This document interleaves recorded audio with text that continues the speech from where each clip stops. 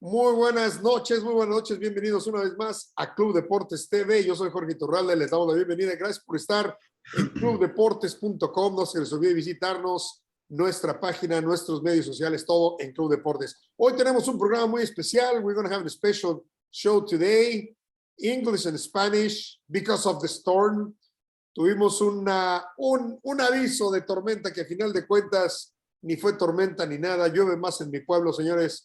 Pero bueno, vamos a darles la bienvenida. We're gonna talk a little in Spanish, a little in English, especially when we talk about Liga MX. Eric, you're gonna have to listen to us. I'll be talking very little in Spanish during that. Yeah, well, you can participate. You can say, you know.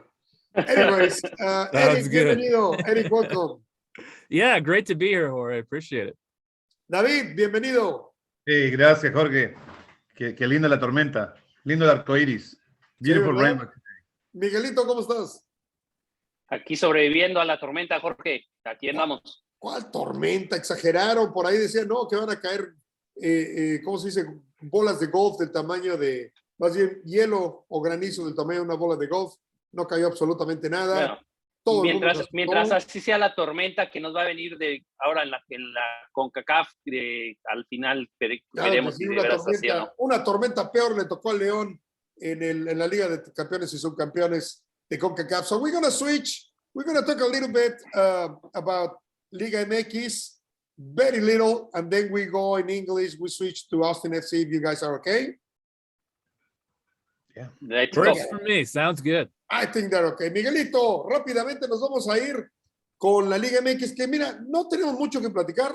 Rápidamente, el América ganó 3-0, pero a un Toluca jodidísimo. Súper enamorado.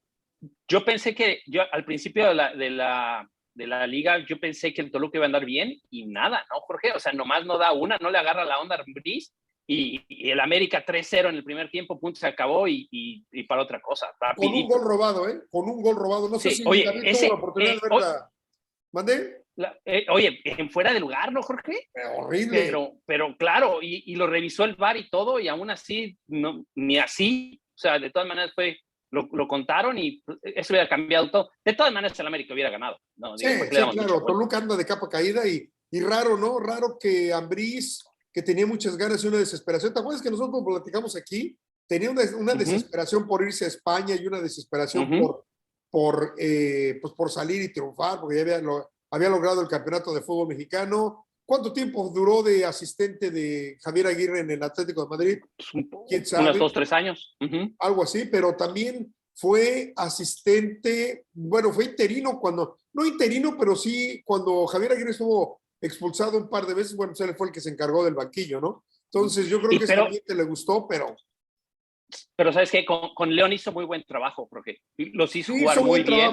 Pero antes de León fracasó con Necaxa, fracasó con Chivas, fracasó en Querétaro, en Puebla, no se diga. O sea, en realidad con León tuvo la oportunidad de que el plantel no fuera tan limitado como con Puebla, tan limitado. Exacto. Con Chivas tenía buen plantel, pero no funcionó.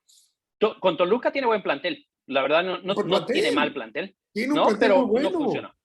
Pero bueno, dicen por ahí que el vestidor está roto. partido, sí, pero no lo quieren correr. Yo creo que al final de cuentas lo van a acabar corriendo, lo que yo creo, pero bueno, en fin, ese fue uno de los partidos importantes. El otro, el clásico de los Rayados contra Tigres. Tigres es una máquina de meter goles. Una máquina. Sabes que sus goles fueron muy fortuitos, Jorge. Bueno, a mi forma de verlo, ¿no? O sea, Guiñac está jugando muy bien. Guiñac. No puedes decir que no fue un golazo de Guiñac. Bueno, fue buen gol. El portero andaba como medio atrapando moscas en el disparo, pero bueno. Y luego en el otro, pues el cuate intentó centrar y entró el gol. A mí que no me vengan que intentó tirar, ¿no? O sea, por la no me digan que intentó tirar. Sí, claro. Ahora, lo que sí es que Tigres merecía ganar y ya que darle tiempo a Vucetich. Va a andar bien Monterrey y hay que darle un poquito de tiempo nada más. David, ¿tuviste la oportunidad de ver algún partido de la Liga MX? No vi ninguno, solamente vi que Valdés hizo un gol. Valdés y Montesinos goles listos para las eliminatorias. Un gol para la América y otro gol para Tijuana, ¿no? Goles, ¿eh? Sí, bueno, pues para terminar con el Pues hay un par de partidos más por ahí, pero el de Chivas... Bueno, el clásico tapatío, ¿no? El clásico tapatío que fue... No, yo estaba hablando del Mazatlán contra León, ese es el clásico... No, hombre, ese, ni quién lo vio, porque aparte fue como a las 11 de la noche, ¿no? Ahora con el cambio de horario. A las 10 de la noche. Empecé a ver el partido el día 20 de marzo y se terminó el 21 de marzo, para que veas nada más qué condición física tiene León. Oye, Sí, no. No, pero el clásico Chivas, pues no la tiene consigo, ¿no? Oye, ya tenía el triunfo y se lo sacaron a los Atlas. Al el último minuto, Quiñones metió un cabezazo y con eso estuvo. Un buen juego, ¿sabes qué? Me gustó que puso a Beltrán en la Chivas, pusieron por fin a Beltrán en la media cancha y eso hizo que manejara mucho mejor el partido, pero aún así Chivas a la mera hora no se pudo. Está recuperando, JJ Macías está recuperando niveles, Jorge, y eso es bueno para la selección mexicana. No entiendo por qué no inicia. Número uno, porque inician sin 9. Y luego cuando entra Macías, luego se nota la diferencia. Sí. Se necesita un 9. Sí. Sí, la verdad es que eso se nota. Y tontería la que hizo Ponce, ¿no? Claro. Que se dejó expulsar. Sí, que se dejó expulsar. Ahí, claro, ahí acabó también trayendo a otro del Atlas y ahí se fue 10 contra 10, que hizo que el partido fuera mucho más abierto y mucho más movido. No fue mal partido el clásico tapatío y al final creo que al final fue justo el empate. Ahora, yo lo que quería comentar, Jorge, es hace 2 jornadas pasó lo de Querétaro, ¿no?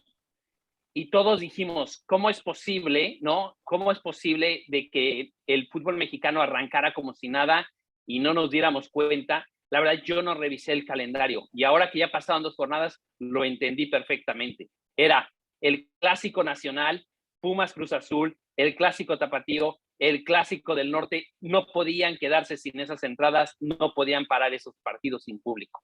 Es la razón por la cual no hicieron más por lo del Pero Querétaro. ¿sabes qué fue lo raro, lo curioso? No se llenaron ninguno de los 3 clásicos. Pues, nada más el de Tigres. Pero bueno, Tigres llena hasta con Mazatlán.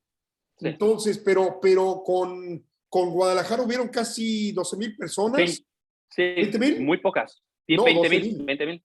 ¿Fueron 20,000? Creo que dieron 19,000, pero fue en el Estadio Jalisco, que le caben 50. Sí, pero no, yo supe, bueno, igual y a lo mejor escuché diferente. De todas maneras son muy pocas. Habían habido menos, pero de todos modos no se llenaron y tampoco con el de Cruz Azul, que también hubo 10,000 personas, ¿no? En el Estadio Azteca, imagínate. Y Pumas, Cruz Azul, o sea que normalmente es por lo menos medio estadio. Pero bueno, estás hablando de que Pumas y Cruz Azul es un duelo de mucho riesgo, ¿no? Claro, y la gente está espantada. Claro que sí. La gente está espantada. Para irnos rápidamente ya a lo que sigue, te comento que, bueno, pues hay que comentar que sigue Pachuca, que le ganó a Cruz Azul. Estamos hablando del Cruz Azul Pumas de la semana pasada. Sigue Pachuca en primer lugar, le ganó a Cruz Azul, primer lugar de la tabla general. Tigres le sigue muy cerca.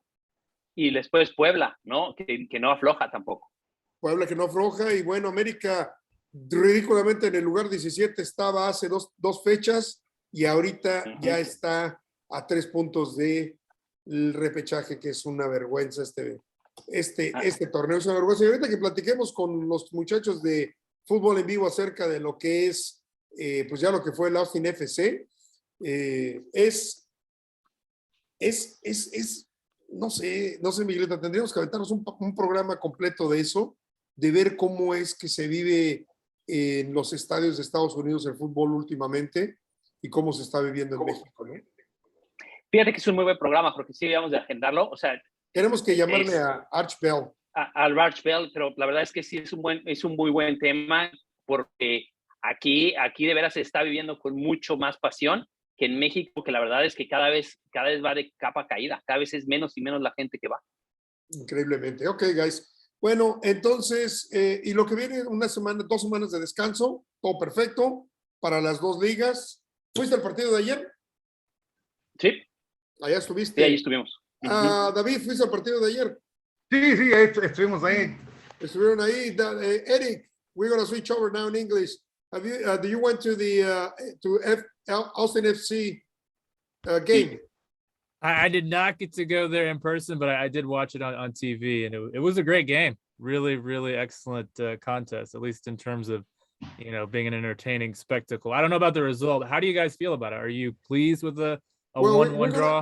We're gonna pass the ball to you guys, and we follow you. What do you guys think about the game yesterday? Well, I think you have to be a little disappointed in the draw. I think you kind of have to see it as 2 points dropped as opposed to 1 point gain. Miguel, you seem like you don't agree with this statement.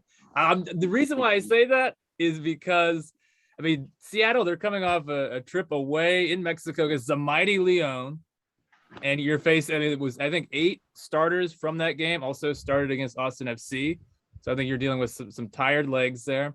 And I think if you're ever going to get a result at home against a team the caliber of Seattle, this was the time to do it. They're playing just a few days after that trip to Mexico. So, I think it was a good performance, particularly in the second half from Austin FC, when especially after the changes, Urruti and Fagundes coming on, I think really ignited Austin FC's press and kept Seattle pinned back. But in the first half, I think it was a little underwhelming for me. And I think, to be honest, I would have expected more. David, what were your thoughts on it? Well, overall, I think it was a pretty good presentation for Austin FC. In the first half, we have Seattle probably having more clear chances in the first half. Yeah, I don't think the first half was good, which is another reason why. The second half, I think that's when Seattle, the tired legs from the trip that they made to Mexico, I think that's when that started to factor in. But in the first half, Seattle were, I think, pretty clearly the better team. Yeah, they have more chances and more clear chances, I think. Did you like the changes to the starting 11? Gite in for Urruti and Finley in for Fagundes. Well, obviously not. Why? Why? I'm sorry. Why? Tell us why. Well, because one of Fagundes, he just came in and scored like he always done. He has done all season and last season before, and you cannot take him down. And then there was some substitution that should have been made, of course, but they weren't made in the second half. I think Josh Wolf, I think he thought Seattle were going to play more conservative than what they did. Seattle, it wasn't in the first half. The possession was a 50-50 split between Seattle and Austin FC. And I think Josh Wolf thought Seattle were going to sit deep, kind of park the bus the way Portland did, kind of the way Seattle did when they came to Q2 Stadium last season. I think that's why you saw Gite. He's a bit more of a presence in the box than Urruti. He's going to be more likely to get on the end of crosses.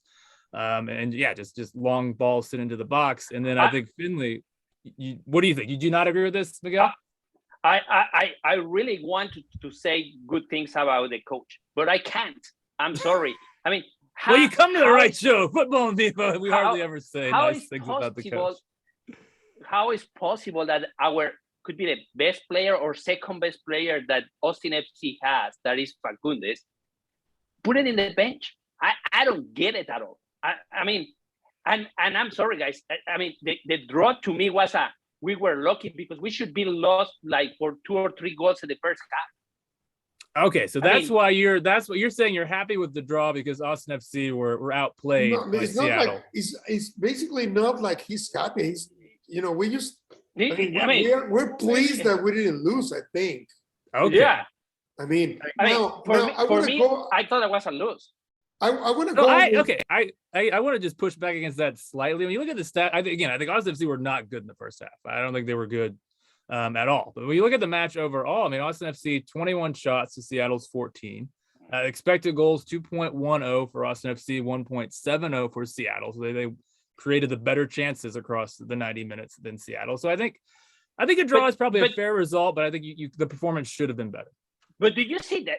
Which ones what they missed? The Seattle. They missed some good ones. They missed some good ones. Absolutely. Some two very in front of the keeper, and they just missed it.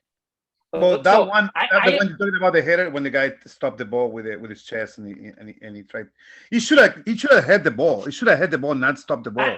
And the other one that hit it and put it at the top. In one of the shot, and he put it at the top. That was another one. They had like at least 2 or 3 very, very clear to go 2 or 3 nothing. Well, at the same time, that one.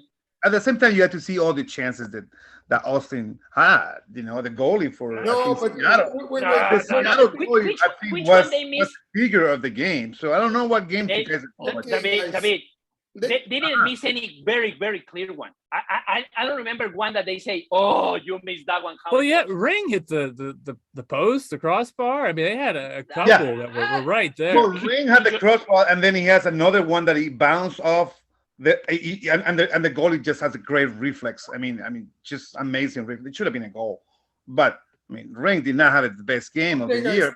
But it definitely was part of that play, and we did have many chances too. So Yeah, Gite had a couple of decent looks in the first half. oh, Great chances, but he had a couple of chances. Like in the first chance, did it have? He should have shoot the ball better than that. He's got to work on the finishing. I don't think he needs to work more than a finish. I think he needs to work on finish and he works in fitness, because I don't know what's going on with him. He cannot over. I mean, we saw that. We talked about that last game. Remember when he was outrun by the defenders when he tried to get ahead. But anyways, what did you say, Eric? Sorry. Okay, now can I talk? You guys are so sweet. You guys absolutely, are so Jorge. What are your sweet. thoughts? You guys are so sweet. Let's start first with Seattle Sounders that didn't have 5 of the starting 11. Okay, and if we want to talk about Rui Diaz, I mean, he didn't play. He's the team. He's I would say he's the 80% of the team. Well, let's say probably the 40% of the team. Rui Diaz is very important. He's like us missing Driussi.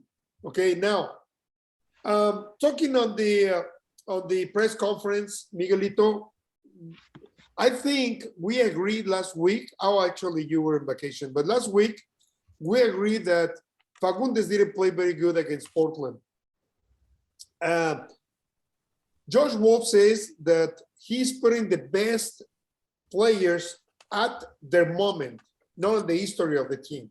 It's at their moment. If Fagundes didn't make it on the initial 11, I think, it was like a possibility. I don't want to say, okay, it's not possible, or it's not, why? Because last game he played very bad. The only thing that I was surprised is Cecilio Dominguez, he was on the starting 11. He didn't play good last game. Actually, he didn't play good, on the last 2 games, which it was yesterday. And also, Cecilio Dominguez, he didn't play good yesterday, and he wasn't replaced. I mean... and if that's the case, Gabrielsen, that is the new defender, he didn't play either well versus Portland. So if you're gonna move like that one, you need to move like 3 or 4 or 5 of the players, because the Portland was a terrible game. I mean, was not a good game for us. But it wasn't that bad. I mean, they had a good Gabrielsen reaction. was okay. I guess he had the mistake, obviously. But I think outside of that, I think he was okay. Yeah, I think they have a good reaction. Now, yesterday we had my question, I don't know if you guys have the opportunity to listen to the press conference. I told Josh Wolf, we won 5-0, we won 5-1, and then in 2 games, we scored only once. I mean, 10 goals in 2 games, 1 goal in 2 games. What is our reality? I mean, what is the real stuff? Mm-hmm. And he said, well, we cannot score 5 all the time, blah, blah, blah, blah. The thing is, he got very irritated at the end when Chris. That never happens with you, Jorge. You never get irritated. No. Actually, no. It wasn't with me. I mean, I was trying to, because I don't want to blame him for everything. This game, I think, Miguelito, David, this game was more of the quality of the level of our team. Seattle Sounders is like superior. It's big difference. Yeah, easily. Vargas, I think he's 17. 16. He's incredible. It's incredible. 16. I mean, he plays real good. Now, yeah, I really like him. Now, talking about what Miguelito said, Gabrielsen, I don't know if he's going to be the new starting 11 all the time, or the new starting 11 guy, but he missed one that almost was goal on the first half. Okay, Better. that was like Better. really dangerous. And if we're talking about misses, I mean about errors. One of the errors that he had on Portland, that's what we lost. So we're going to have one error. He can play 85 minutes good, but one error can make us lose a game. So I don't know if Gabrielson will be good for the starting 11. I think he's okay for the to be a substitute or something. But I will, in my opinion, I'd rather go with Kip Keller. Yeah, I'd rather go with him. And then Gite, we need to put him on the bench. I mean, Urruti, it's 100 times better than Gite. Okay? And the reality is, Cecilio didn't play good, Driussi didn't play good, and Ring was there, but he missed everything. Now, we said, Jorge, like 3 weeks ago, when we were looking at the schedule, we saw Portland, we said, we're going to lose. We said Seattle, we said, we're going to lose. So to me, the draw, that point, I was not expecting the point. I mean, at the end, when finished, I was expecting that Austin FC is going to lose that game.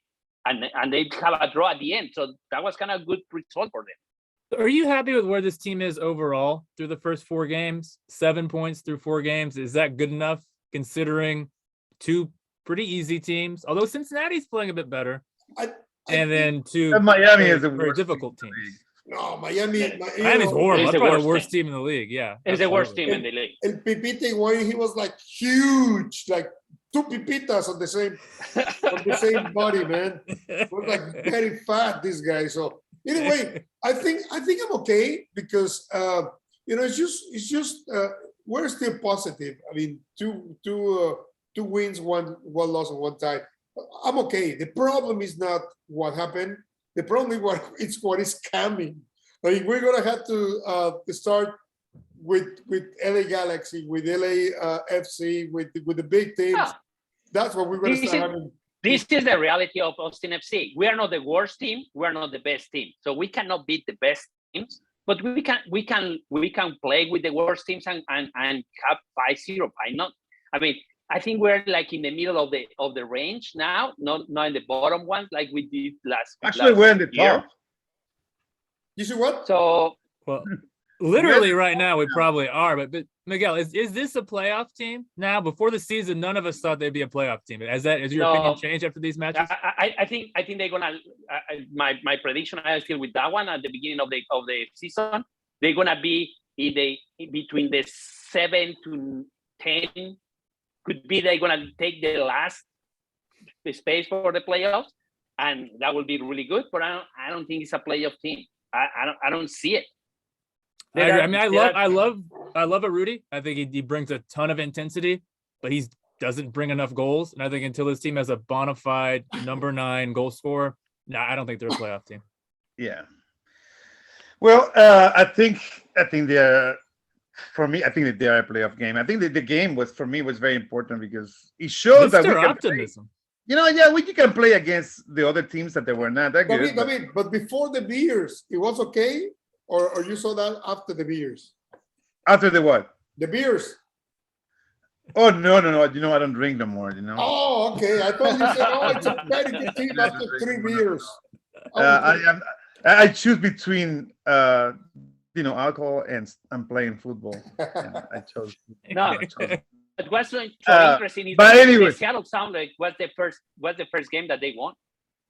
Yeah, but they just beat during the midweek. They beat Leon in the Concacaf. Come on. And, let me tell you something real. That says a lot. I mean, just the fact that tell you something real. Hey, Leon, they play Leon, which is unheard of that we have 2 MLS teams, fighting for the Concacaf championship.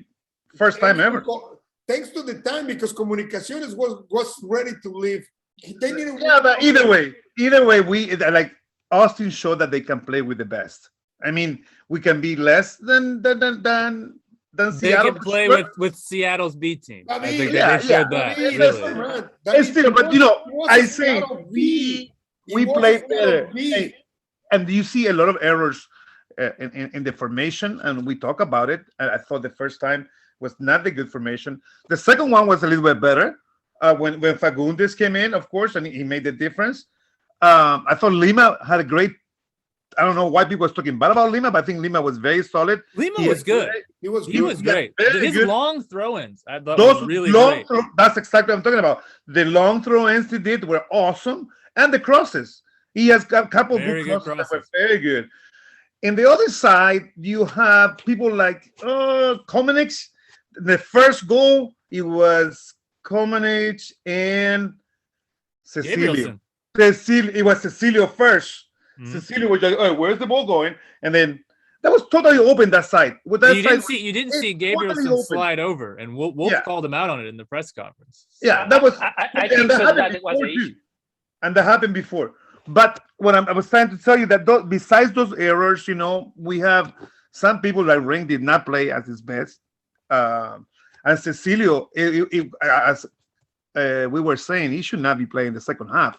I think I count about 5 errors, 5 times that the Austin FC lost possession of the ball because of Cecilio's. I have a question. Do you guys think Wolf is afraid of Cecilio to substitute him, to replace him?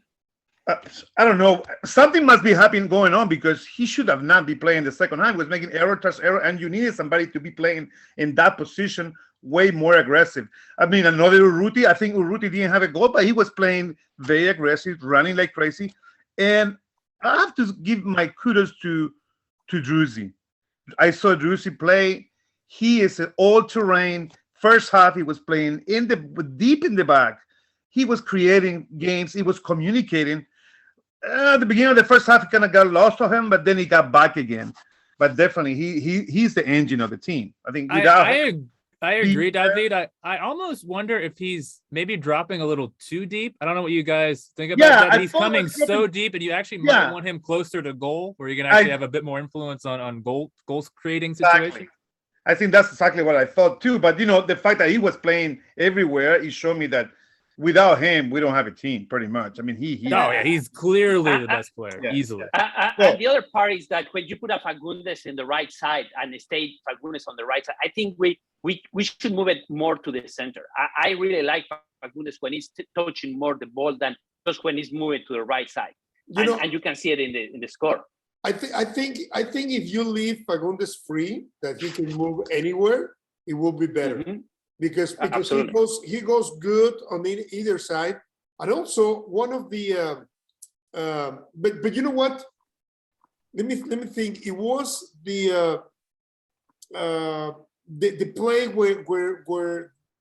where Saunders hit the crossbar, that Fagundes lost the ball.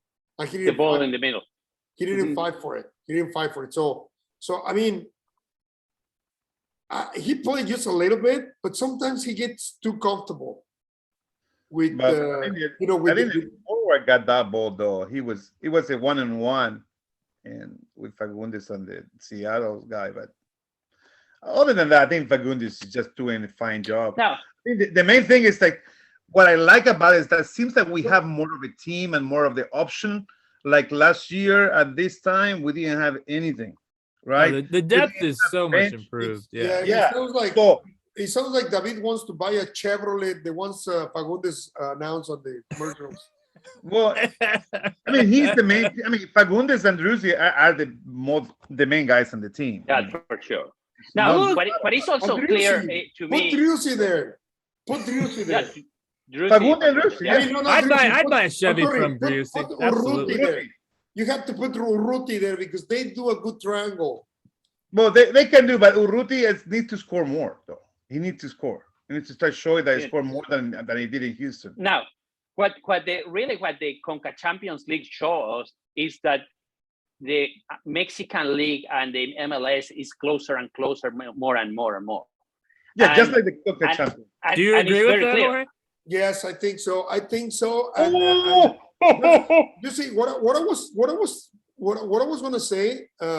Sounders. I mean, Leon didn't have any opportunity to beat Sounders. I mean, they tried on the second leg on the no cam, Leon, they couldn't. I mean, it was like really a good strategy, but they didn't have the resources to win. I mean, really, Sounders, and especially watching the game yesterday, Sounders is, it's candidate to be champ on MLS, and we're not. Austin is not. And in the other hand, the other game that was New England versus Pumas. I mean, Pumas just passed in front of New England easily. I mean, this the second game, because the first game was the opposite around. I mean, they won 3-0, very simple to the Pumas in that game. But in the second one in Seoul with the people and everything, they lost. I mean, it was 3-0, which should be 5-6-0.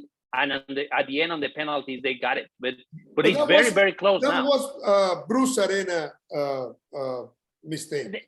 Yeah, I was going to say, would you guys put that down to a lack of quality from New England or the tactics? Do you think that was the issue in that second leg? I think the tactics. That's how I saw it. The same thing happened a day before, actually the same day with Comunicaciones. I mean, Comunicaciones did a very good game.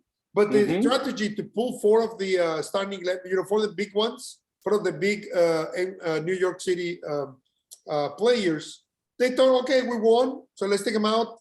What was it, like 30 minutes, 35 minutes? And that's when Comunicaciones won. I mean, they really needed one, as something, like I mentioned it, they really needed 1 or 2 minutes to score one more goal. They were really putting the pressure on. It was like a very good game. I mean, I wasn't cheering for anybody, but it was like a really good game. Yeah, very exciting. Yeah. And the bad part to me is that now the semifinals are Cruz Azul versus Pumas and the MLS teams in the other side. Will be really, to me, I would like to have it Cruz Azul versus, and I don't know, Seattle Sounders and Pumas versus New York. Yeah, I think Seattle Sounders is going to go with Cruz Azul. That's my opinion. Yeah.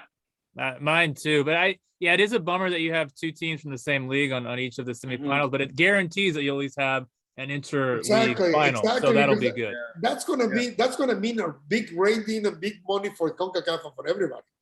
Yeah, you always want to see that, I think. Absolutely. And if it's a game, where is going to be the final? The final game, it's going to be it's going to go back and forth, or it's just one game? I think you do 2 legs in the final. No, it's 2 legs. It's 2 legs. 2 legs? Oh, okay. Yeah, the visitors goals are not going to count on the final game.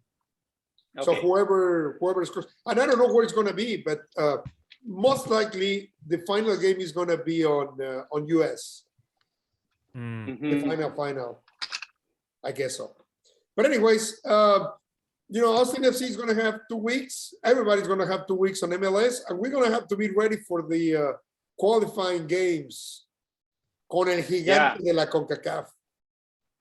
Yeah, Canada is already qualified, right? Isn't it almost qualified? That's the real giant of the CONCACAF. Right? Yeah, I don't disagree with you, David. I 25 points right now, and 21 of Mexico and the US, and the game in hand is, both of the games, this game and the game on Sunday and on Wednesday will be decisive. So, David, you're the neutral CONCACAF observer amongst us. He hates Mexico.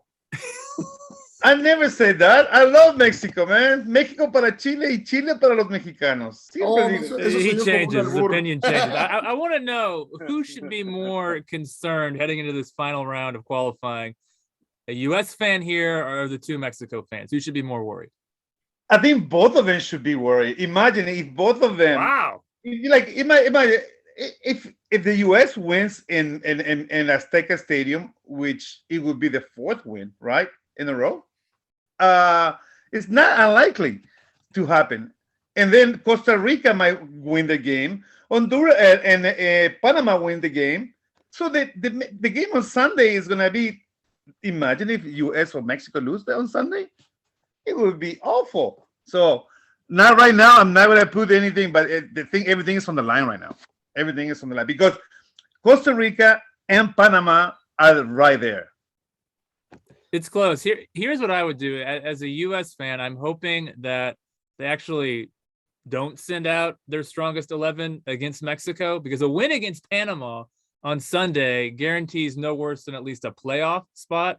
That playoff is against a team from Oceania, so you're talking like New Zealand or I don't know the other teams in Oceania. Well, New Zealand Zealand's just one of won them. today. New Zealand won today against. Okay, so it'd be against New Zealand, and you know, Yeah. New Zealand. I love New Zealand, but U.S. would probably be okay in that match. So I think you rest Well, your big names against remember, Mexico. Uruguay had a hard time one time.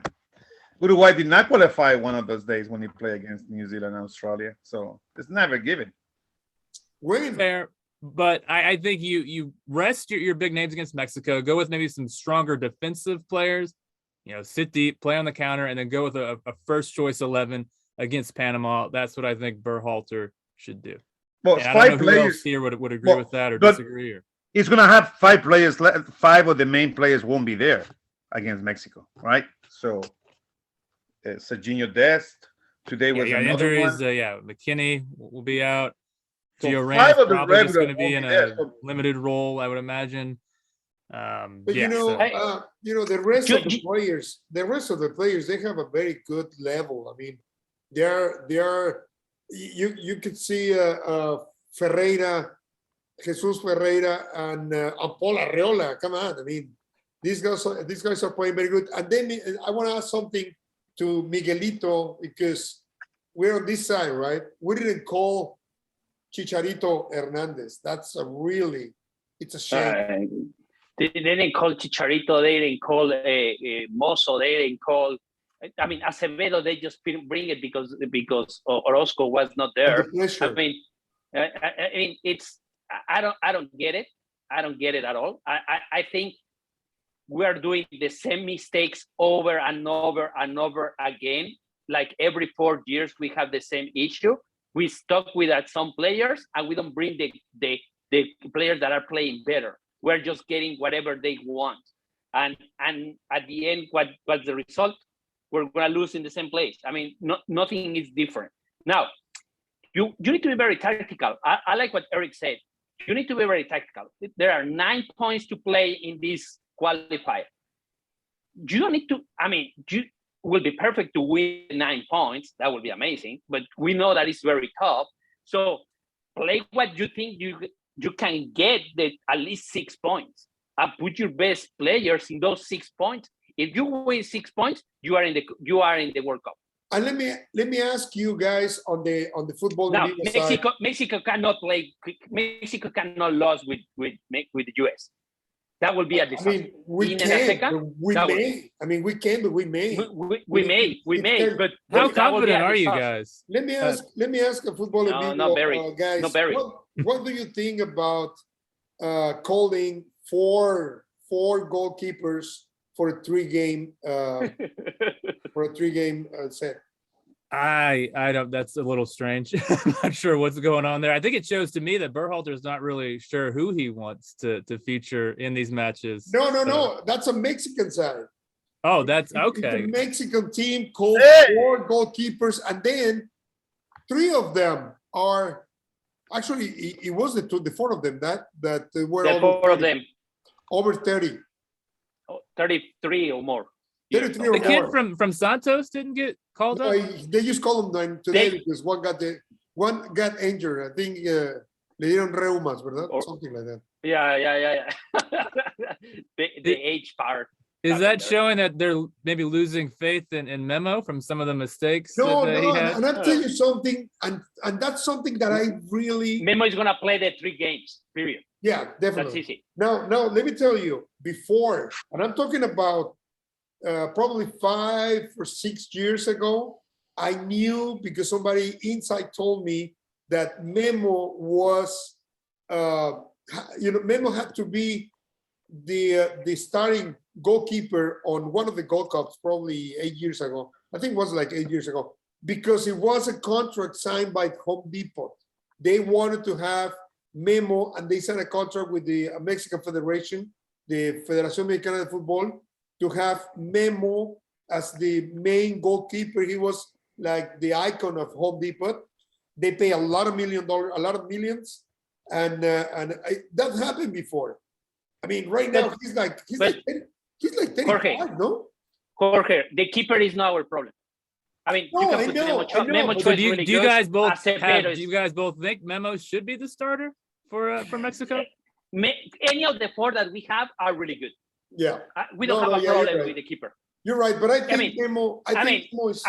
I would like to have Acevedo because he's the youngest and it's the new generation, not versus the US. The US, you need the experience, but the other two you can put it there. But you know what? Any of the four that they put there, we don't have a problem with the keeper. The problem that we have is in front.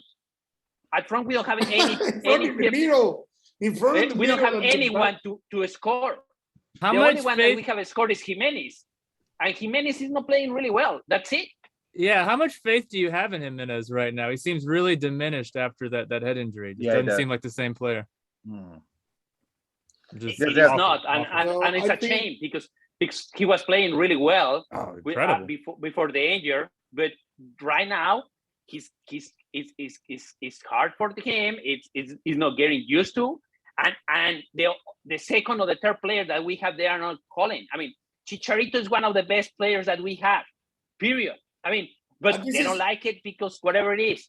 And this is when you ask why the Mexican Federation didn't talk to Pepe like 6 months or 7 months or 1 year ago. Exactly. Because nobody talked to him. Nobody told him, you know what, we want you, come on, let's go. It's like today, this guy, what is the name of the guy who's playing on the Arsenal? Marco Flores. Okay. Mm-hmm. Luca Romero. Romero is the other one. He's 17. He's Mexican, but he was called for the qualifying games on Argentina. Okay, he's gonna make official Argentinian player on this weekend. This weekend.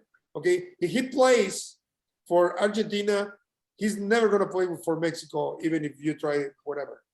But Marco Flores, instead of being called the same age, okay, kind of same level, I think Lucas a little bit better. But Marco Flores should be called on these qualifying games. And he was called to a friendly game on the 28th where I don't even know where the he played here in Austin, Jorge. Yeah, no, I know, but he should be right now on the at least on the team. At least they should give him like 2-3 minutes, 5 minutes, so he cannot play anymore with somebody else. He can say, you know what, fuck it. I'm sorry. He can say, you know what, uncensored, love it. Yeah, he can say, you know what, I'm not gonna play with you guys. I'm gonna go with England, or I'm gonna go with. He has two nationalities. Three nationalities, I think. Which one is it? It's Mexican, England, and Uruguay. I think is the other one. I don't remember the other one. He has that. We can look at. You're talking about Luca. You're talking about Luca. Luca has Spanish, Argentinian, and Mexican. Hey guys, you need to concentrate on Brandon Vasquez. Brandon Vasquez for Cincinnati scored 2 goals. He's been in great form. He's like a leader, and he can play for the Mexican team, but he also played for the U.S. team. Club Deportes looks like they've never heard of him. They don't see him. They don't know who Brian Vasquez is? Oh yeah, I don't have any idea who it is. Who is that guy? ¿Cómo que quién es? His cousin is Martin Vasquez. Brandon Vasquez. No, Brandon Vasquez is the Nashville. He scored 2 goals this weekend for Nashville. We saw him playing against the Austin FC. Cincinnati. He plays for Cincinnati, not Nashville. Yeah, how is he? For Cincinnati. Oh. Yeah, he gave Kip Keller all kinds of problems in that. Yeah, but how old is he? He's young. He's a young player, isn't he? Yeah, he's 6'2". No. How old? 22. 22? Yeah. He's 6'2". Is there a bias? Do you guys think is there a bias in on the Mexican national team for players that play in MLS? Is that a thing? Do they not want to bring in MLS players into the national team setup? No, this is not Argentina. This is not Argentina. No. But this has to do something with like last year when we had La Chofis Lopez. He was playing like really, really good. He never was called. In Earthquake. Yeah. In San Jose Earthquake. Yeah, really good for the Earthquakes last year. Yeah. But he never was called, and also Chicharito for some reason, and Vela. I mean, it has to be somebody in the Mexican Federation to say, you know what, Vela, come on, Vela, we give you a VIP entrance to the Yellow Rose, or we can give you, come on, man. We do some carne asada for you every time you go. I don't know, man, something. It's impossible that this guy says, you know what, guys, I'm not going to play. Okay. Move on from that. You guys got to move on from that. It's not going to bring a Chicharito. It's not going to bring Vela. For that, if we have 4 Velas. Don't look for excuses. You got to play with what you have. If we are Argentina, we can move on for many. In Mexico, we can just have 2 or 3. So we cannot move on because we don't have anything else. Well, that's it. Just to give you way an idea. more players than Chile does. Just to give you an idea. Imagine they're calling Funes Mori. Come on, who is that guy? I mean, Colombia, they're bringing an Argentina person that is not even good. Let me tell you, Colombia called 30 players. 29 they play out of Colombia.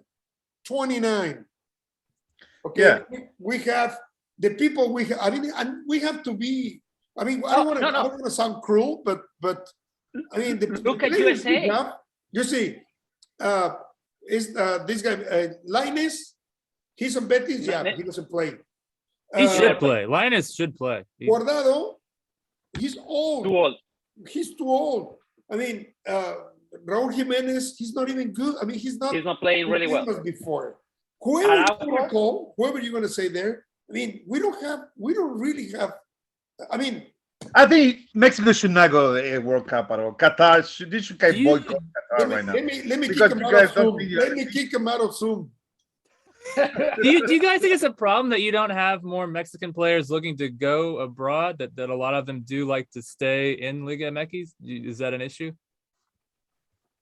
No, I think the level is an issue now. I mean, we see the level of the games. I mean, when you see Puebla, Pachuca in the first places, and you see America, Pumas, and Chivas suffering to be, which we have.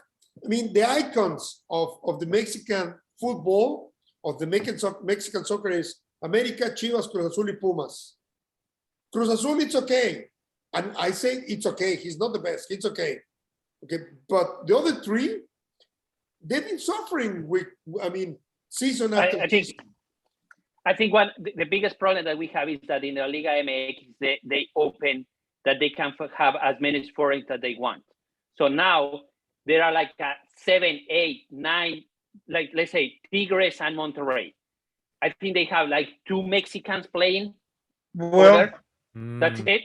So pero how many? Do you guys know how many? What is the limit for foreigners on the MLS?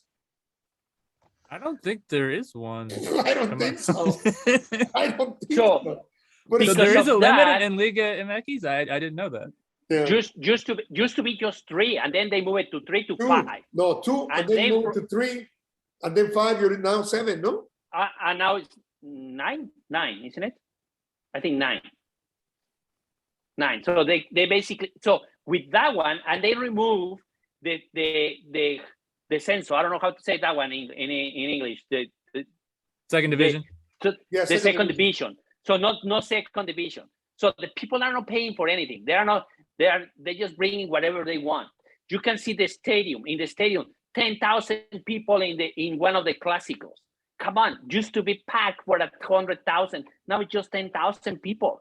The people is tired to this low level that we have, and of course that one moved to our national team, and the national team is not getting good, and this one is gonna happen until we miss a World Cup.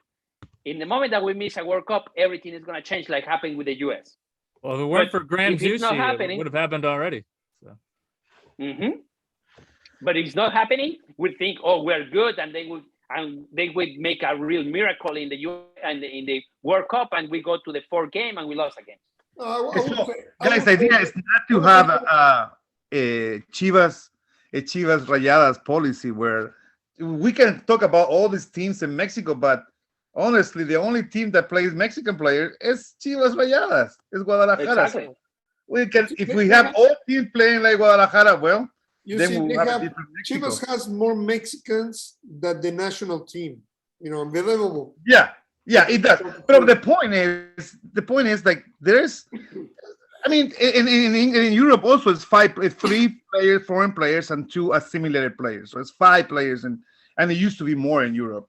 But yeah, there is a policy for having local talent growing up. But I think Mexico, with the amount of people that they have, just in the U.S., they can have a team. They can have 2 or 3 teams. Definitely, but let's stop talking about Mexican and tell us about Brazil. Are you scared? Are you afraid? Hey, are you shaking? Nah, not at all. We have to play. If we want to go to Qatar, we got to play against the best, right? If we don't beat the champions, Brazil and Uruguay, this week, Thursday and Tuesday, we're not going to Qatar. We don't deserve to go to Qatar. So I'm always happy to play against the best. I'm excited.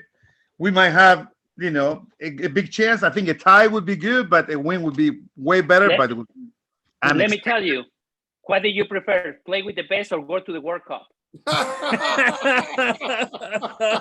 I prefer to go to the World Cup, not in Qatar. Move to Concacaf.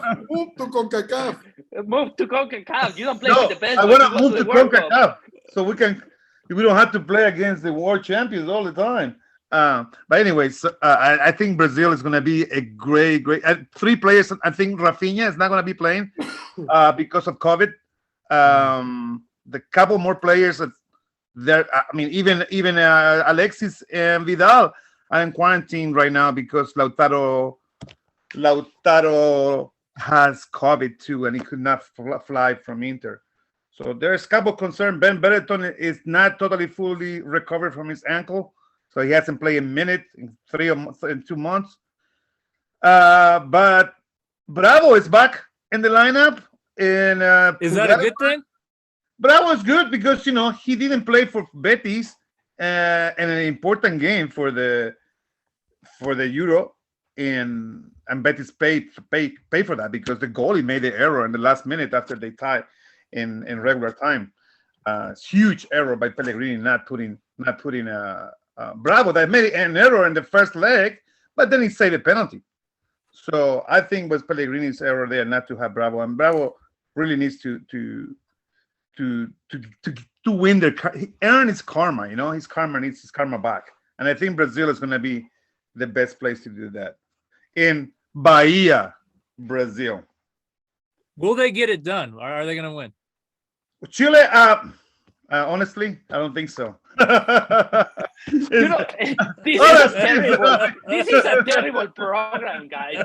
We are terrible. Not a lot of optimism on this program. It's like we don't have Ben Brereton. It's like we don't have much of a forward. You guys is not having Charito, right? I mean, I cannot play with what I would have. Yeah, not many strikers for us here on this podcast. The U.S. has some striker issues as well. So. Yeah, a little striker issues. I mean, although I have to say that Alexis Sanchez is playing at a great level right now. So what was that you said? So they're having to isolate because Lautaro Martinez. Yeah. So are they going to be able to play against Brazil, or they tested negative when they arrived, but because of Lautaro, they didn't know about it. They're in quarantine right now for the new. They're gonna play for sure. Don't worry, they're gonna play. Well, remember one time Vidal had a problem with the Ferrari and drunk driving, and he played anyways. Exactly. But yeah, we don't know if this is really bad. No, but he already got it a couple times, so it's like I don't think it's gonna be a problem. But definitely it's not gonna be a problem. They're gonna play. They're gonna be a great game, man. It's gonna be a great game. Two of the best teams in South America in the world. Come on, who wants to go to Qatar anyways? It's too hot over there. not a bad question to ask. No, but the idea is to tie the game and then win against Uruguay on Tuesday. With that, and of course, depending on the result, because Colombia and Uruguay are playing too at the same time at 6:30 on Thursday.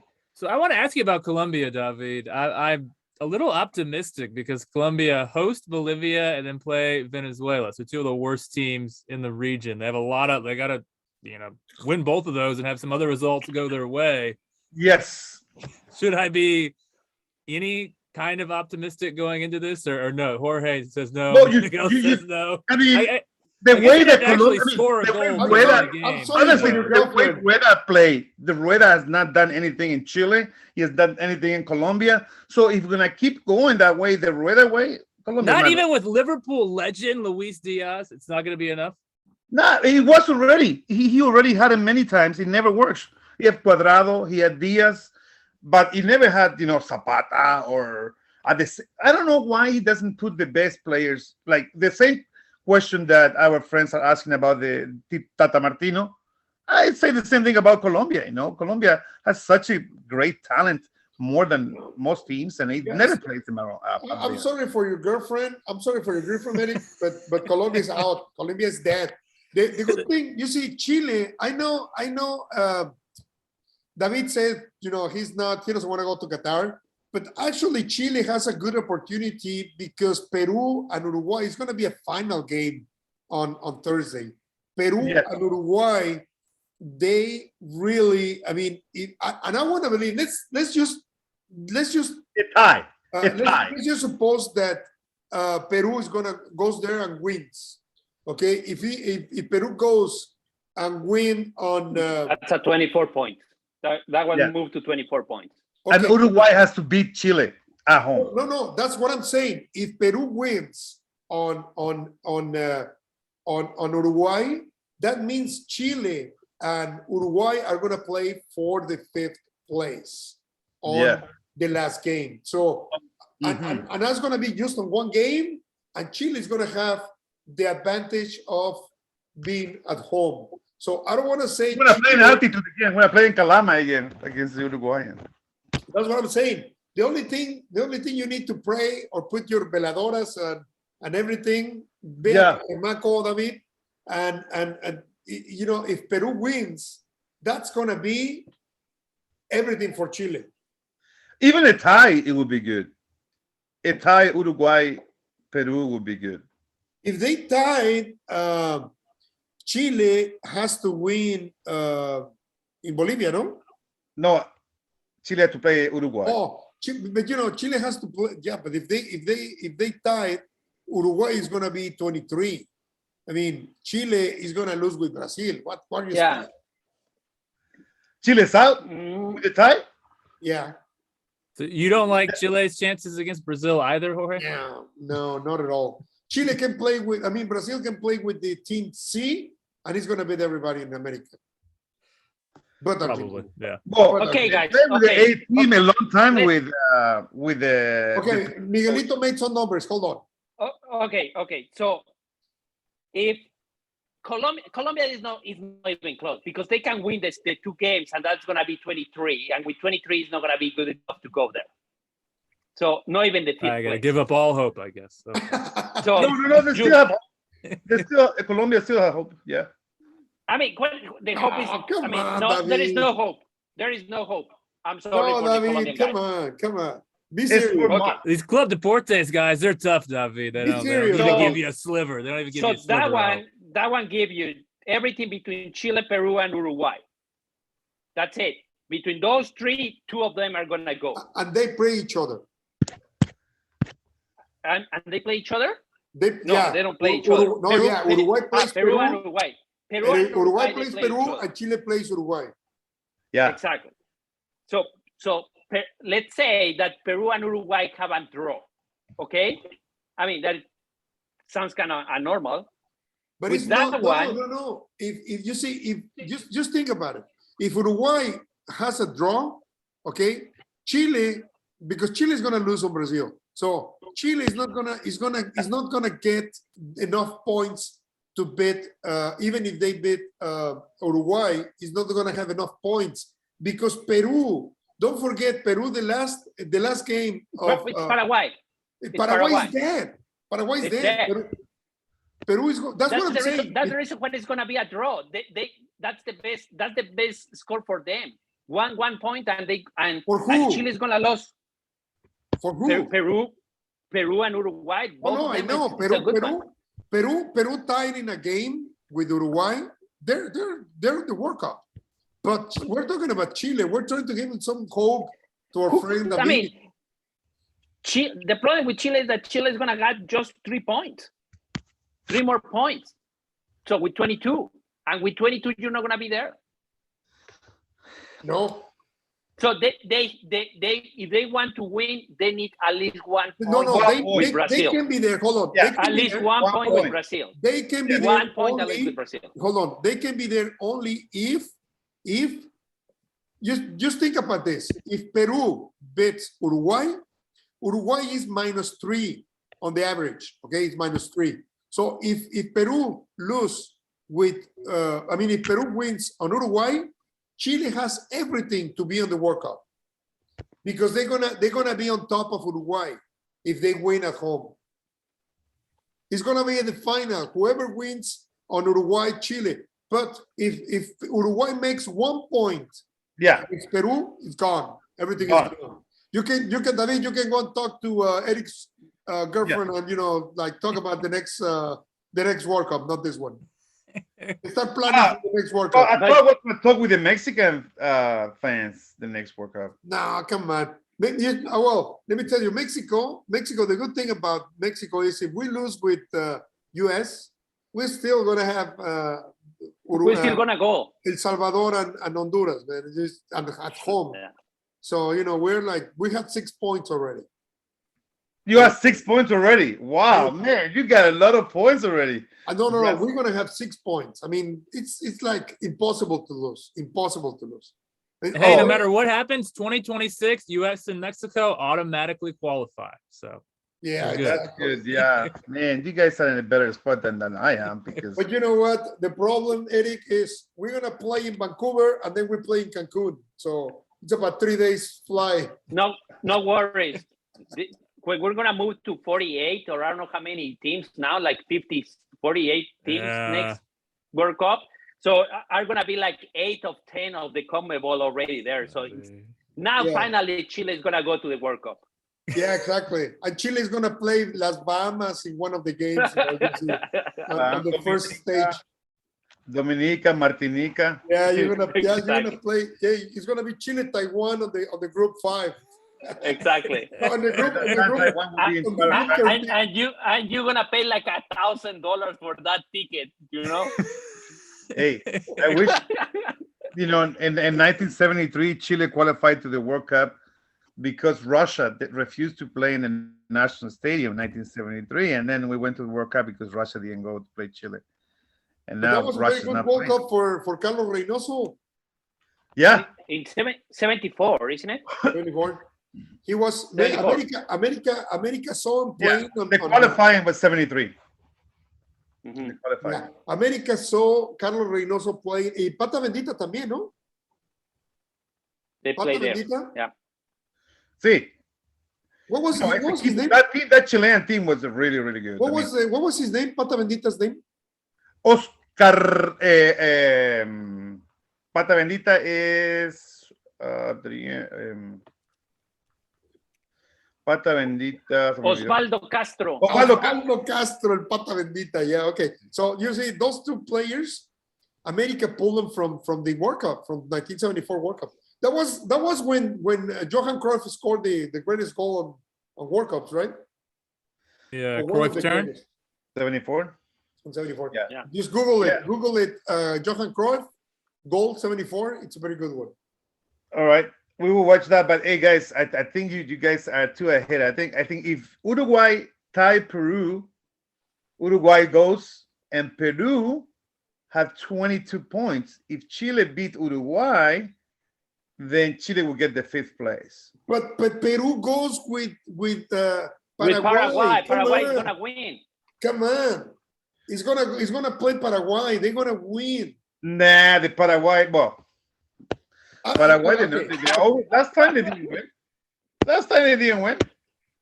Paraguay always is hard. It's a tough team, man. No matter what. Okay. It is so hard that he's the 9 of the 10.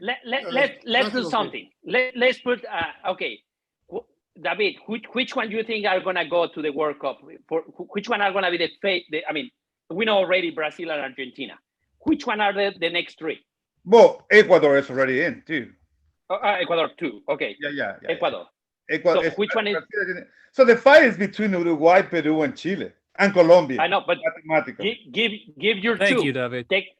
Give your two. Which one are the two for you? I think we need Tu pronóstico. I think Chile is gonna qualify to the World Cup, sir. Peru is out. Okay, Peru and Chile. That's what you said. Yeah. What about you, Eric? Which? I'm gonna just keep it simple. Uruguay and Peru. Uruguay and Peru. I'm gonna go. Sorry, Uruguay David. Sorry. I'm gonna say Uruguay and Colombia because I have the. Yeah. Oh, Hi, yeah. Miguel. Love it. Awesome. Somebody You need believes. to say All right. Colombia and Jesus Christ. Colombia and Jesus Christ are going to. Hey, Chile's gonna beat miracle. 3-0 in Bahia. Don't worry I'll about be it. wearing my Colombia jersey No. next show. I mean, I'm ready. remember this. Exactly. Remember this. If Peru, because it's not impossible, if Peru wins on Uruguay, Chile is going to the World Cup. It's going to the. I love to hear that, Jorge. I love to hear that. Thank you. I hope Gareca can do it. I mean, Gareca is an And awesome. Peru has everything to Great win. coach. Peru has everything to win. Yeah. And they need to win because they can't wait until the last one. So if Peru wins on Uruguay, somehow Chile is going to have everything to be on the World Cup. And the games are going to be at the same time at 6:30. 6:30, and then the Mexico-US game is right after that at 9 o'clock. So We should get together and watch them. we should definitely make our bets for make our guess for those games. So who wins US Mexico? That's let's change the subject over there. Who wins the US Mexico? He's sending the ball back. Yeah. He's sending And we know that already that the score is we're gonna win 1-0. I mean, we know that. I think Mexico's going to win, for 1 goal, and we're going to be praying to finish the game at minute 80, 82, 83. Yeah. You know what?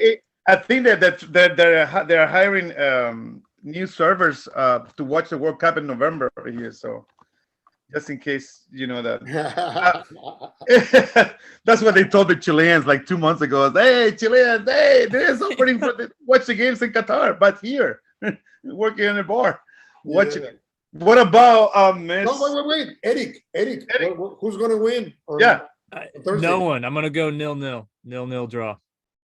0-0. Ugly game. That's 0-0. That's very positive, huh? There it is. It's as positive as I get. As positive as I get tonight. Wow, it would be an amazing feat, if the U.S. beat Mexico in the Azteca Stadium. It would be just, I don't know. I think Tata Martino would lose the job, right? Do you guys think he would? I guess He has to. If you look, 4 games already against the U.S. I don't know. Jorge knows more about that stuff, but he's busy right now.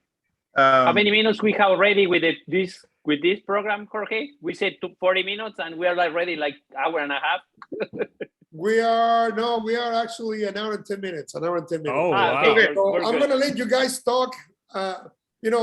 David, I wish you the best on the national, with your national team. And I don't wish anything good for Eric on his national team. But I understand, Jorge. Let's see what happens next. You guys don't play Canada anymore, right? No.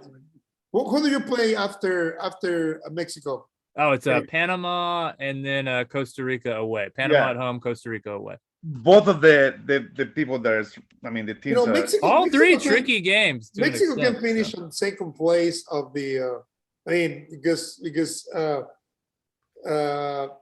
U.S. has a harder schedule than.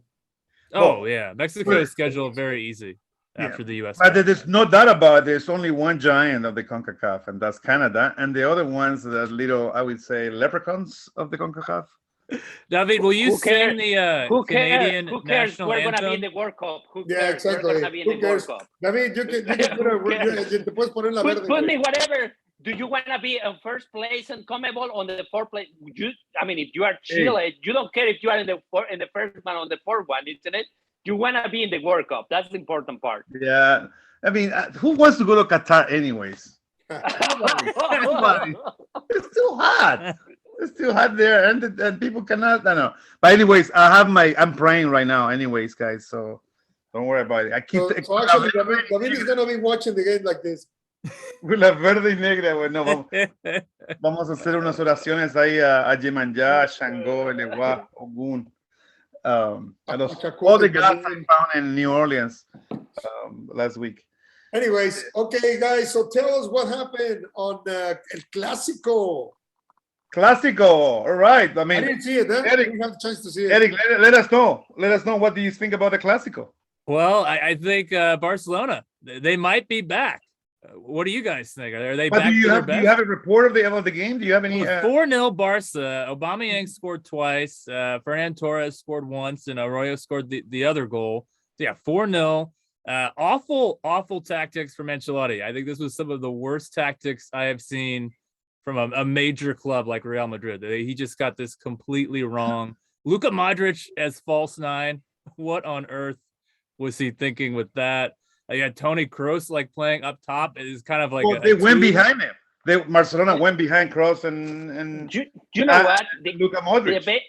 The Benzema means that they don't have Benzema. Everything changed because of that. Absolutely, yeah. It really did. But I still think you could have had a better solution than playing Modric up top like that. I don't understand why you would put your best midfielder, the guy that can set the tempo for you in the center of the pitch, why you would put him up top like that. Because he finished in a 4-1-4-1 formation in the second half. He definitely made some changes in the second half. I think kind of acknowledging that he got the tactics wrong from the outset. But yeah, it is hard to remember a game where a club the caliber of Real Madrid, who just had this epic comeback against PSG. Well, you saw that Ancelotti against Everton. When he was with Everton, he did some of that stuff too in a couple games. The last time that I remember that the 4-0 that we have between Barcelona and Real Madrid was with Guardiola. The 5-0 that when they Mourinho, played amazing with Mourinho. Yeah, that was much better the team than what is right now. But that big difference between two teams, you saw it in that one. This one to me was kind of for a few pieces, kind of lucky. The Barcelona. Yeah, I agree. I think Barcelona were good, but not great in this match. Exactly. So, but at the end, the score is 4-0, and I think it's really good for Barcelona, and it's going to help a lot. And it's going to help it because after lost Messi and not have Messi, they have this slump, and they lost it also in the Champions League, and it's they are suffering as a big team that it is. Now it looks like they are back, like Piqué said, we are back, and look like they're going to be better. How close are they? Do you think, Miguel, to being back to Barcelona? How close are they? They need a couple of more better players, I think, especially a big stars to be at that level. Especially, we're talking about Champions League level, okay? When you look at which teams are in the Champions League right now, Barcelona is not ready yet. Don't matter that Real Madrid is there. Real Madrid is a better team. They just have bad game this time. Yeah, I think you're right about Benzema being. I think Benzema's in this game. I think it's much different. And really early in this match, as bad as Real were, they actually had a few chances. Vinicius had a couple chances on the counter. Yeah, I just don't know why you don't play him through the middle and push Modric back. That would have made so much more sense. Yeah. But yeah, I think, to me, David, I want to ask you about this. So Xavi's Barca, is it fair to say that they're playing more like Pep Guardiola's Manchester City than they are Pep Guardiola's Barcelona? Do you think that's the kind of the tactical comparison that we can have with where this team is right now? I think we can compare them with them, but they're playing in terms of how they like to play with the wingers staying wide, aggressive midfielders as opposed to wanting to retain possession in the middle of the field. You see like Pedri and Frankie de Jong just bombing forward, very aggressive number 8s like we see with Manchester City. Kind of narrow fullbacks as opposed to pushing the fullbacks high and wide. To me, it reminds me a lot more of Pep's City than it does of Pep's old teams that Xavi actually played on. Well, but anyway, Xavi is playing is bringing Barcelona back after Koeman disaster. Remember, we talk about it.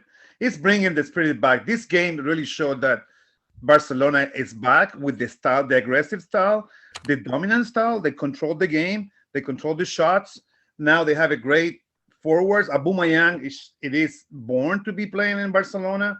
Why is he playing so much better for Barca than he was for Arsenal? I mean, that's a question that we don't know. We don't know, but he was playing. He scored so many goals with Arsenal. So don't let's not go there because I don't know. Not lately. Not lately. He did. Not so this many season. goals. Well, you're not going to score when you're on the bench. Yeah, of course not. But He's on the bench because he wasn't scoring goals. Every time that he played, he delivered. He delivered. So I mean, 1 or 2 games, okay, maybe, but most of the time Aubameyang was there. I don't know. I think it's good that he had that problem with Arsenal because he's delivering for Barcelona and it's bringing back the team and it's bringing back the fans. The same thing that happened with Austin FC somehow, They win, and this win was way more than 3 points. They want to say it's only 3 points, but it's way more than 3 points. Because unfortunately, it was only 3 because they have a lot of but points. Barcelona showed that can play Barcelona with that team. I think they can play easily the Champions League too because they beat Real Madrid. They can play anybody right now with the team they have. Traore, I think they have to get better at defending counters. They're very wide open on these defensive. Yeah. They also need a new goalie, but well. I love Sergi Busquets as much as anyone, but it's a lot of work when he's kind of that lone. But I think when he's coming back, I mean, it was already in the Netflix, documentary about Xavi coming to Barcelona. It was just like destination. It was destination. What's going to happen? And Barcelona is again in the lead, and thanks God. I got one final question. We probably should stop. Go ahead, Miguel. I just want to say something. I mean, your question about if this Xavi, team, it looked like the Guardiola team that used to be. To have the Guardiola team that we saw, the dream team that they call it, you need to have a dream team midfielder that they have it. They have Iniesta, Xavi, Messi, and Busquets. That is not going to happen ever again. It could be that it's going to be very, very tough to happen that midfield the way that they used to play. So I think that you are correct. It's playing more like the City that is right now. And with that one, it's a good team because you can see the City. The City played really well, but it's not like the Barcelona team that the tiki-taka play that used to be, that was amazing. Like we enjoy it. And I mean, it's going to be very, very hard to see again a team like used to be like that time. Now, with this team, are going to be in the Champions League. To compete at the Champions League, I think they need 2 or 3 big stars to be at that level. I agree that I think they are a couple pieces away. The final question I had for you guys, and I think David has vanished, so it might just be for you, Miguel. David was very upset at what I said. He may have been, Miguel. The question I had was, is Xavi's Barca, are they proof that a great manager doesn't necessarily need a ton of time to turn a team around, that it actually can happen pretty quickly? Or we're proving that they don't like Koeman. I guess that could be it. There's another thing, Milito. Xavi knew the players. So it's like basically he knows how most of them play.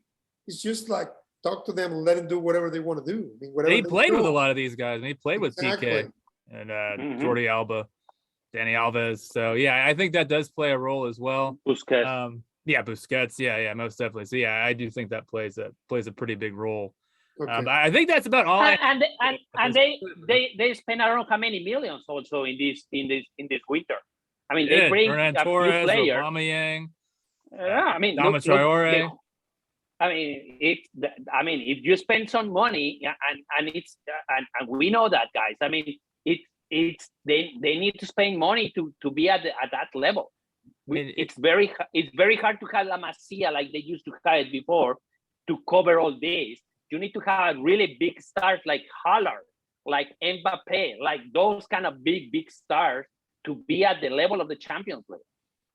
Yeah, and even with that one, you can see PSG. They put a lot of money, and not even with that one they played because the manager was not the correct man. So they need everything together. yeah, I think you need to make sure that the rest of the team is strong as well, and kind of add those stars as like the cherry on top, as opposed to just having the entire foundation just be the 3 stars that PSG have. Correct. And then kind of forgetting about midfield, forgetting about defense. But yeah, most definitely, I agree. They did spend a lot of money. And I think another key is that Ousmane Dembele looks very, very good right now. He looks like a player reborn. I thought he was fantastic in this match against Real Madrid. Because he wants a big contract. I think he does. I think that plays a part of it. Absolutely. Mm-hmm. Anyways, the score at the end, Miguelito. Club Deportes 2 and Futbol en Vivo 1. All right, we got one. The other one left. The other one left. Yeah, exactly. The other So one. we won 2-1. Yeah, we're not tied anymore. Okay, thank you, Eric. I'll let you finish the show, Eric. Muchas gracias, Eric. Oh, I appreciate it, Jorge. This was a lot of fun. Thank you, Miguel. Thank you, Vanishing David, as well. He was great. And go Chile, go USA, but not Mexico. Not Mexico. Okay, guys. Don't forget Great game. to watch. Don't forget to watch. No se les olvide seguir clubdeportes.com, clubdeportes.com. You can see all the shows there, Futbol en Vivo, and everything. Eric will be back, and you will be back with a normal show. If we don't have a storm next week, you will have no more tornadoes, please. Hope everyone's okay out there. All our viewers. Hopefully. And gracias, Miguelito. We're gonna do something. Probably we're gonna do something for before the Mexico-US game. It has to be Wednesday, no, Jorge? It has to be Wednesday. Yeah, Thursday. we will get together and see what we can do. Yeah. Okay. Bye, guys. Yeah, but thank you, guys. See you later. Bye.